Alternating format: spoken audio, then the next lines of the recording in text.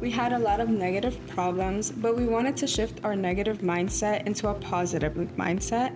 We wanted to motivate teachers to change negative behaviors by rewarding the positive, changing teacher-student interactions, and improving student academics.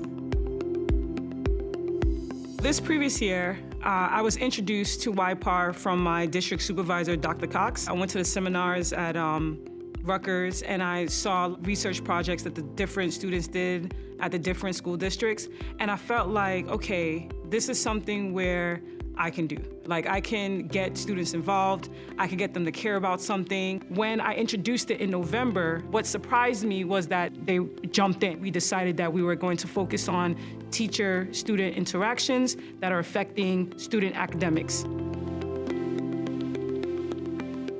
We chose this topic because we felt that this was something that was not only disturbing students at our school, but also changing us not for the better, but for the worse. We were frustrated with, the fact that teachers really didn't teach as much as they did, before COVID had started. It was very sad to hear the stories that they had.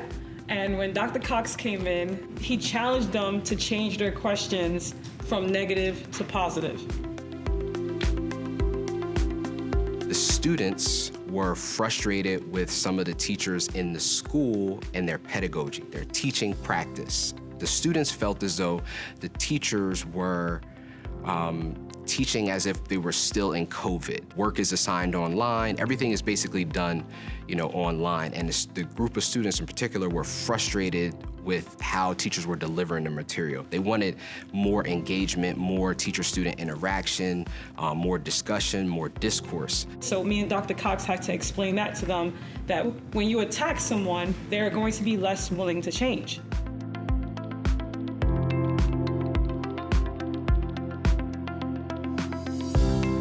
We had a lot of negative problems, but we wanted to shift our negative mindset into a positive mindset.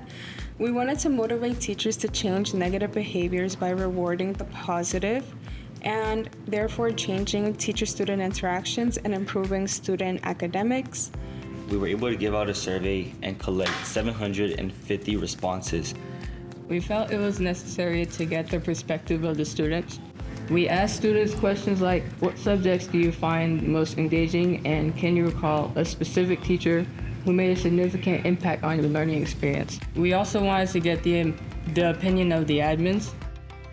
As they were doing their research and they kind of conceptualized this idea of blue ribbon classrooms, they reached out to the supervisors, the district supervisors, and asked them, what are the qualities of your best teacher? Don't tell us who, right? But just tell us what are the qualities of your best teacher. One of the questions we asked in the survey, how did the teacher create a positive classroom environment?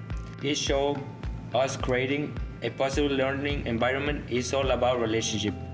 And the top answer were positivity and teacher-student interaction is all about relationship. Given the result, we chose the solution of implementing blue ribbon classrooms at PHS.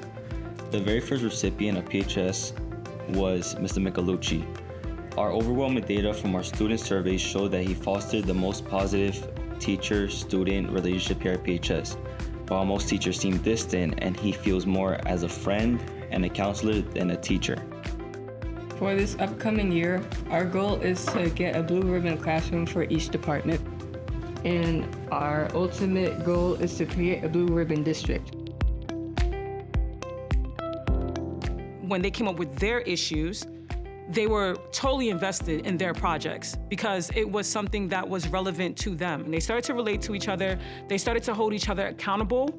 They started to not only say what they wanted, but also how could they be better students to get what they want. It teaches students to take charge. If they see something in their community that they don't like, you don't just talk about it. You take charge, you research, and you find a way on how you could change it.